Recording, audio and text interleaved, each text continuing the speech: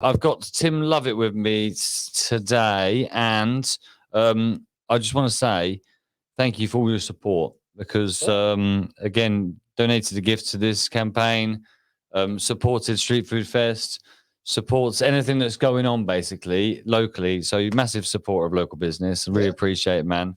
Especially when it's something for the community, you're like first on board, which is just wonderful. We're local. We like to get involved. Yeah, absolutely. And thank you for joining me today. It's all right.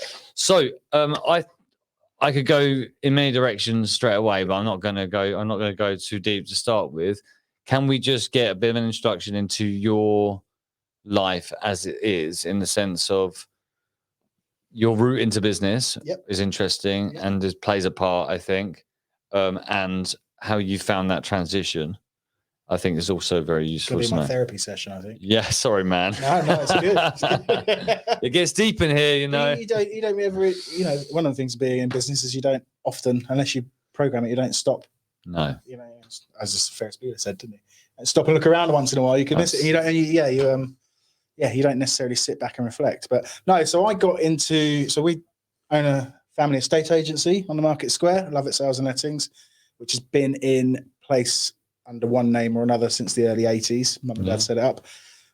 I chose not to go into that route when I was going through education. Studied urban regeneration, people and places and developing communities. Finished university in Sheffield and worked for a housing association and regeneration consultancy. Was working on some Olympic projects for the Olympic Games and throughout the Olympic Games, which was really, really exciting and fantastic. And then I can't remember how it really came about. I was chatting to my dad. I met my now wife and in London, and we was looking to settle down and move out of London. And we got talking about would I still be interested in, or would you reconsider joining the family business again?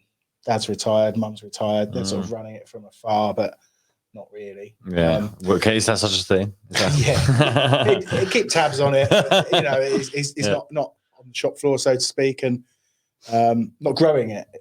Just kind of treading water. And for some reason, I thought actually, this could be a good opportunity to be able to. My contract was coming to an end where I was on the Olympic project, and I could have stayed at the housing association, but thought change of scenery and the skills transition, I suppose, or not as well as you. Not really. I mean, going from what was essentially a quango, government-funded industry into going for estate agency. We're hated by everyone. It's all money, which it's not. But no, that's presumption. So that was quite a bit of a shift in mindset going from one industry to another. But it's all bricks and mortar. And I loved it immediately. I really, really enjoyed just the notion of having a business that you can tweak, control, and adjust. I did a couple of years. Yeah, I had a couple of years, obviously, learning the business and learning the industry, and still a hell of a long way to go, I'm sure. But just being able to bring in new ideas and see with property at the moment in estate agency and real estate, we're quite a bit behind a lot of other industries with regards to technology, but we're catching up, and it's really exciting. That's intriguing. I think. So I joined in 2015, and so I've been there 7 years now. Yeah. And these last 6 or 7 years have been where property technology has really come on. So it's been really interesting to join at the same time as seeing that. So I'm trying to introduce some of that. So what you're saying is you are the bringer of technology to estate agency. Is that what you're saying? No, probably the bringer of technology to our estate agency. But, That's interesting though. It's an industry that's ripe for disruption. Definitely. And if you're coming in with a new, you got that new gen mindset, and you're like, well, let's have some fun with it. I think one thing, you say about urban regeneration, you talk about urban regeneration, I'm a massive advocate for community-driven projects. And, I think we need to I think we're actually better in this area than we give ourselves credit for. And that's usually driven by businesses. That does transfer. I think that does transfer. I mean, your family's had a history of doing a lot of stuff for the community. Yes, I mean, and that's I didn't really touch on that. So that was one of the parts of what I wanted to do when I decided to join the family business was, I was working on funded community projects previously. It's like, actually, why don't we try to bring do something in our community, because we always used to. Mum and Dad were always, historically they'd be involved in the river. I don't know if anybody remembers the Riverside Challenge. But Dad was in Rotary, 41 Cloud Round Table. He built the play park. Actually, not as it is now. The previous reiteration of the play park. Much better back then. It's much, I loved that thing. But they used to support loads of community projects, and the business community was really tight as well in the 80s and 90s, and business was done in the pub on a Friday night. Absolutely. And we've lost a little bit of that, so I'm glad Shifties has sort of helped to bring that back in St Neots anyway. We're working on it. There's a lot of red tape around here, There is. And the other thing, I was used to working in I was working in Hackney, Tower Hamlets, Newham. You just have money thrown at you because it's one of the most deprived areas of the country. So driving it. You want to run this project? Sure, here's some money. Here's some money. It's not. I imagine it's not quite so easy in St Neots. There's still pots of funding, but it's not as readily as available. No, there's and then when there is, it's tick boxes and a pain in the arse to deal with. That's the issue. I always say with that sort of thing, from my experience so far, move out of the way, just give us the money, give us permission, and you're welcome to take all the credit if you want. I'd be blunt about it because I think it's important that there's a lot that can change around here. I had earlier this morning we had KD from Romsey Mill and Mike Farrington from Concrete Roads, and then Danielle Bridge was on. We were talking about Paynes Mill. Paynes Mill here, just at the back, obviously, it's... I had friends when I was younger who were in there. And now, my understanding is, it's actually not very well staffed. There's a lot that could be done. That's right there. That's right on my doorstep. I know. Well, that's what I'm saying. Like, there's a lot. I don't know. You're not hearing about this in the press. No, that's true. Speak Up's not in the press. No. Black Cat Hood. Big shout out, Black Cat. Yeah, absolutely. And Cams and 105. But we're not in the traditional press. No, that's true. I haven't seen it much posts from the council about this, and I'm getting a bit annoyed about it because there are things I don't care about this, but when there are things happening in our community that we could actually do. You saw that I was on the phone to you about the John Lewis thing. Yeah. I'm like, this is ridiculous. Why don't we just deal with this immediately? And it's it's slow. It's trying to. That's the thing, unfortunately, with anything. Local authority, there's it's always a problem and hurdles and what have you. But anyways, but you're right about the just give us the money and let us get on with it. My first job out of university was I got a job as a graduate on this for this regeneration consultancy in London, and they said, right, here's the job, here's the contract, brilliant. I said, oh, fantastic. I moved to London, this, that, and the other. Yeah. Well, no, actually, we've got your first contract. You're going to be working on your first job. We're going to be working on a contract just outside London. Oh, okay, cool. Where is it? It's in Luton. Not quite just outside London. Yeah. Is it? You're going to be on the Marsh Farm estate. I was like, oh, right. Is that famous for the riots? Yeah. Like, yeah, that's the one. Oh, okay. And I was there for 5 months. Wow. And that was New Deal for Communities program, 10 million over 10 years, 50 million over 10 years, loads of money put into it, but it was all controlled by Luton Borough Council. And you had so many brilliant things going on at community level. We had this big hub space in an old industrial unit, loads of community projects, people wanting to work together, but they're just held up constantly by the Borough Council. It's so frustrating, man. The whole idea of New Deal for Community was it was community led, but it's not. It's not, and it's a big problem. It's a big problem, and I think, it'd be interesting to see how that transition. And I thank you because I do think if we're going to get there, I don't doubt it. You'll be front in line, centre with us to try and make those changes because it's so important that we do. Yeah. It's fundamental. Sorry, couldn't help myself. We end up in a tangent. It was, but it's important. Yeah. It's a shared passion, but I think there is a tie. What I was getting at is there is a tie-in because that experience in Luton, is great experience to bring that into the community here, and that's clearly your passion because you continue to do so. I have to remember I've got an estate agency to run as well as. And I think that's that's what I really want to talk to you about today, and that's why I asked you to come on. Is you've been through a lot, like you've had a lot of change over the last couple of years. It's been you probably. Knowing someone, because I bought a business, the first business I inherited from my grandma, as you know, the ironing shop. and I bought a couple of businesses in my time, and it's usually 2 or 3 years before you actually like, okay, yeah, I know what I'm doing now. Or I've got, I feel there's the culture's, reshaped how you want it to. There's a lot of work to be done, and then you get in your flow, and then obviously coronavirus comes. So you've had a bit of a weird journey. So what, from your personal point of view, with your mental health at the center of that point of view, how has that transition been? How have you dealt with it? As honest as you can be. I think probably the first few years, fine, all right, not too bad. I think the last couple of years, we've definitely found it harder. I mean, coronavirus obviously has brought its own problems, but alongside, for me on my personal journey, we've grown a family as well during that same period. We had our firstborn Leo in 2016, so I was a year into the business then. And we've just had our third. Yeah, of course. Congratulations, man. So, that was September, was it? August the 30th. Yeah, that's right. Yeah. So,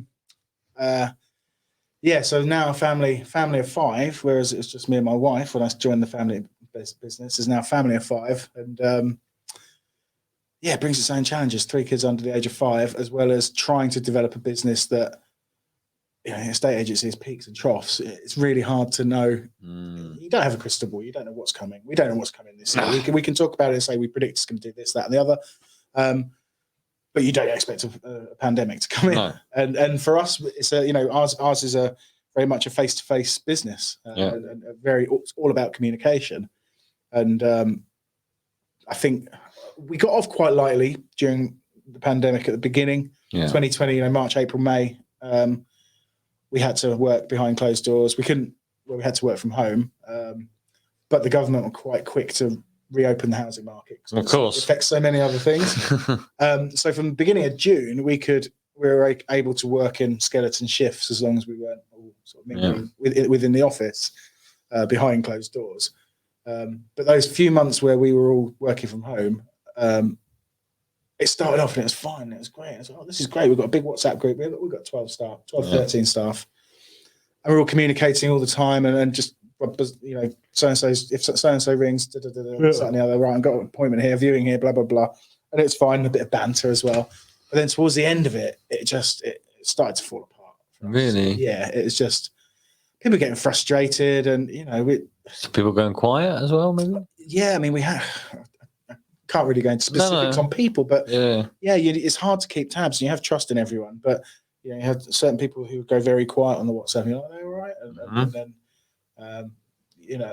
or perhaps then not respond to emails very quickly. You think actually they've kind of gone quiet for the last week or two now, and check in with them, but they don't really answer calls. And have to, but actually I'm very busy. I'm getting on with it. Okay, fine. I know that we definitely had some issues in the office with our team in terms of being able to deal with the situation. And that's honest to you, man. Yeah, and it's hard. And for me, I think this last year has been really difficult, just because dealing with the onset of another child, another human, as well as trying to keep sane and trying to grow the business more. Yeah. And, it has been difficult. So, I mean, this work-life balance term comes into play. It's come up a few times. I haven't attacked it yet. I don't believe in it. Right. For business owners. What, the fact there isn't a balance? Well, I don't. I think work-life balance. So this is my point of view. I'm not going to hide from it. For business owners, I just don't think it's achievable. I don't think it's even healthy to think it is. For me, work-life balance is a friend of mine I described earlier who is, he works in PR and communications for a big growing company that he'll definitely have some form of shares in as well. And he's working 4 days a week on a 5-day-a-week salary, chooses what he does with his time. That's work-life. That for me sounds like work-life balance. That is 99 times out of 100. And you tell me from your own experiences if you think I'm right, wrong, or somewhere in between. Not achievable for many business owners. Because if you're a business owner, you want to grow the business. You also need to deal with any shitstorms that come up. Yeah, which you don't have control on. Yeah, you try to predict what's going to come, and all of Which that. you don't have control on. So you can't sit still. You can't rest on your laurels and have that balance. No, it's rather than work-life balance. It's a juggling, trying to juggle everything in spin plates, basically, isn't it? Yeah, I mean, I think you can blend it. Yeah. I think, I do believe you can blend it. I do think that, if you treat you heard from Jamie, who was on just before, you can have a family feel to an office and make it a place that feels like life as much as anything else. Yeah. But I just feel like it's damaging for business owners. I think you should, for staff, I think it's different. But thank you very much. Thank you very much. But I don't know. I think blend is a better word. Yeah. I think blend is a better word, because let's get the blend right for your circumstance. My blend now is very different to 3 years ago. 3 years ago, I was chasing. Yeah. I was chasing. I was building. I was hustling. I was growing. We'd literally grown 100x in terms of our revenue. We were blowing up. Like, I was on hunt mode. Like, we were employing every week. It was mental. Now I'm like, no, chill vibes, because I did that. So that's cool, because I can go all in, and now my focus is, okay, now I need to focus more on the well-being of myself. For my relationship with Christine, to make sure that we focus on ourselves and the development of our people, so they can go off and do the things that we wanted to do. We had to lead the charge to start with. There's no way we're going to get work-life balance during that process. No, you're right. And we've been very good. My wife and I have been very conscious of these last 5 years, the children raising, or having the children and getting them. That dynamic's started. hard. We've just, we've got to the point where it's like, wow, we've literally not given ourselves any time over the last 5 years. You tried to give everything to your kids, or you're not left with it, and your business, and you're not left with anything any other time. And it's like right now, we know we're not going to have any more kids. We've got our family of 5. Very happy with that. Let's invest in ourselves now. Nice, so that's what we're. That's nice. That's what we've pledged to do. That's a conversation. Yeah. But that's great, right? That's a conversation. That's something I'm not very good at. My wife's very good at it. I'm not really good at talking openly about that kind of stuff. Oh, really? I'll talk, but it's not surface you. Level. Surface level, and it's actually you need to dig a bit deeper. Yeah. So needs to put a mic in front of his mouth, basically. Not put a coffee in front of it. No, it's open, man. I really appreciate you sharing that. So, but my advice would be just talk to people, talk to friends, professional advice. Yeah. I'd advocate counselling, definitely. Yeah, I think it's wonderful. It gets a bad rep, but not a bad rep. Sorry. It's just it's culture, man. It's just traditional culture. Get to the US, it's no thing. No, exactly. It's weird if you haven't got a therapist. Yeah, exactly. Yeah, maybe everybody got the other way around. It's personal development, isn't it? You don't have to talk to them about problems. It might just be, all right, I want to improve this. I want to do that. I want to do this. That came up a lot today. Has it? Yeah. We had PT in at 6 this morning, and we were talking about that. And we had a coach in, so Sarah Anthony, who's a leadership coach. I think she's probably on the stream. I think they enable us, they teach us things, and they're facilitators for us to learn about ourselves. Yeah. I think that's, if you use a PT analogy, I'm useless in the gym. Honestly, I'm so bad. Yeah. I go to the gym and I don't know what I'm doing. I look at everything. I don't know what that is. I've been in there loads of times, but I need a PT. Around a lot. Yeah, I don't even do anything. I'll talk to people and stuff. I'll have a chat and whatever. But when I've got PT with me, I'm focused. Yeah. I think the coaching is coming into the UK market. Obviously, it's very accepted in Dubai, very accepted in US. I've been watching that market for a while. Yeah. UK is coming along. I think it's interesting to see this new wave of business owners coming through, taking on the family businesses that are coming in, and they're I mean, I don't know if you heard any of Janine's conversation before you were on. Phenomenal, the Marshall Centre over at Cambridge. Cambridge, yeah. So, and they were talking about the way that they deal with mental health and well-being in their office is just very forward-thinking. I would classify. I've been over there a lot, I would classify them at 2-3 years ahead of most industries in the way that they treat their staff, and their productivity, their innovation, their growth. Everything is driven off the back of I look after my people, and that's the fundamental of everything we do. And I think it's good. It's a good thing. Yeah. It's going to be a weird transition for some people, but that is the way of the world. That's the way it's got to be in our industry as well, where it's a bit more of a traditional sort of industry. But I go to a bi-monthly meetup with a group called Inspire, and it's down in London. And it's other estate agency owners across the country, and we're in a group of 6, but we've become a really close group, and we sit and talk and share ideas and what have you. And I was meeting with them last month, and there's a guy that has an agency down in Crawley, similar age to me, similar kind of setup, and he said during the pandemic I brought in a hotline, a phone line for my staff for mental health, mental health issues or anything that they want to talk about they don't feel comfortable talking to him about.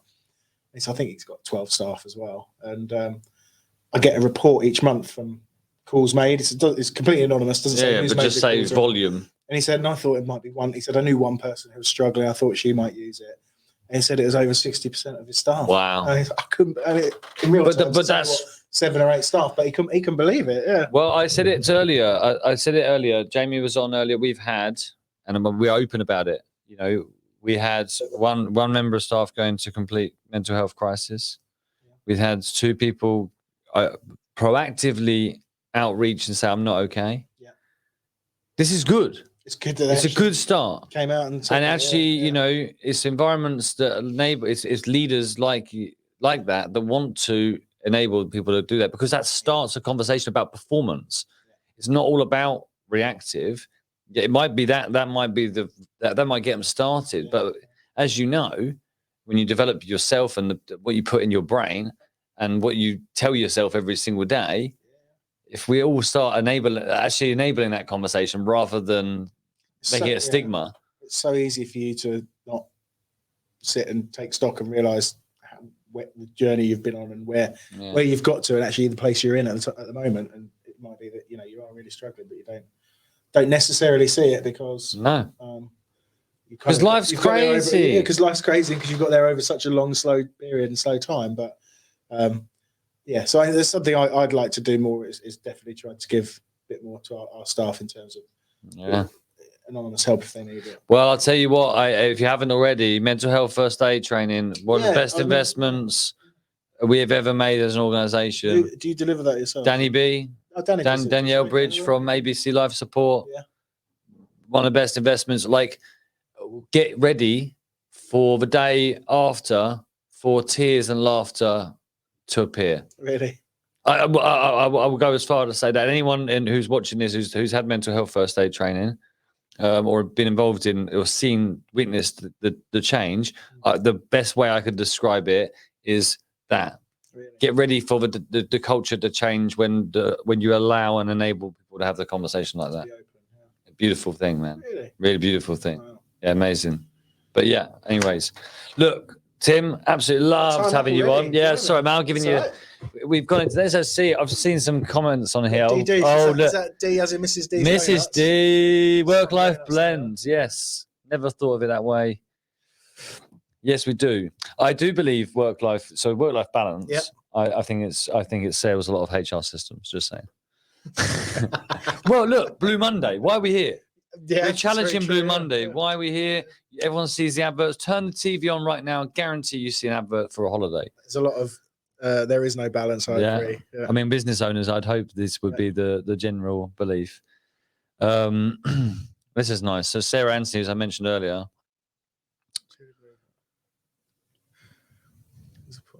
Yeah. Love that. Surprise coming for you. She's a coach. Love it. I'm going to get a load of phone calls, aren't I? It's Jackie. Beautiful. Well, look, Hi, Jackie. Good to see you, Jackie. So I've got 2 questions. Yep. One is, what colour do you want me to change that to? What's the choice? Let's go with teal. Teal? Yeah. My son has one with this dinosaurs, but it's got the same control. Oh, That's his favourite wicked. colour. Yeah, he always goes with the team. Well, I must say, big shout out to Andy cool, Bloom. yeah. So Andy Bloom, who's co-owner of Elsie Mays. He's got a CNC machine. He's got a little side hustle. Does this? Yeah, Really? yeah, sick, isn't it? That's awesome. My second question to you is: what are you most excited for in 2022? Oh, that's good. I thought you were going to ask me what's the property market going to do. No, I'm not going to ask you No that. idea. What am I most excited for? I think probably what I said, like myself and my wife investing in ourselves and seeing where we are in 12 months' time. Because, yeah, you when you have kids, you tend to abandon yourself for a little while. Well, you as a father to father, you make the ultimate sacrifice and the right one. But you only have so much time, and you can't give it all to yourself, can you? So, absolutely not. Now, well played, man. That's probably what. Yeah, ask me in 12 months' time. We'll probably be in the same place, but a bit more sleep, hopefully. Well, I appreciate your support, man. Thank you. Top man, lovely. Are we doing? Oh, I'm definitely handshakes. I've been handshakes for a while. Right, I'm going to be back in about 5 minutes' time, and we are now 1 hour away from the last stream. So we're going to switch streams at 4 o'clock because Facebook doesn't let us stream for any more than 8 hours, and we'll be at 16 hours at that point. So yeah, please do continue to like, comment, share, donate. Phenomenal prizes, including prizes from the likes of Tim and his company donating to the cause. Over 70 prizes donated by local businesses. And all you've got to do is donate a £5 and you could be in with a chance of winning spa trips, a Bohemia voucher. Was it £75? £75. £75? That's a lot of cocktails. It's difficult to know. When you're in a business, we'll give away something to do with our business. We can't really give away houses. So, well, you could try. Well, I don't know. Maybe next year, man. But yeah, look, hook us up. Get this out there. Much appreciated. I do have one other thing to mention, but it is also a sponsorship thing. Yeah, go do your thing. Is that okay? Yeah, go on. I don't want people to donate towards us instead of you guys, but my staff are doing a sponsored parachute jump. Oh, nice. Just before Easter to raise money for leukemia research and brain tumor research. My fellow director Graham was diagnosed with CML type of leukemia last March, in the middle of the pandemic. He's only 51. It's something that can be managed with tablets, and it's a very common cause of cancer. But he has decided he wants to jump out of a plane to raise some money for the research for leukemia because of all the sort of help that he's had over. Oh, well done, man. You can find out more. Just drop me a line if you want to find out more. But we've got to just give put a comment, man. Caring, sharing, man. Okay. When you get back to the office, put a comment on the Facebook page with the just giving page. But yeah, legends. No, very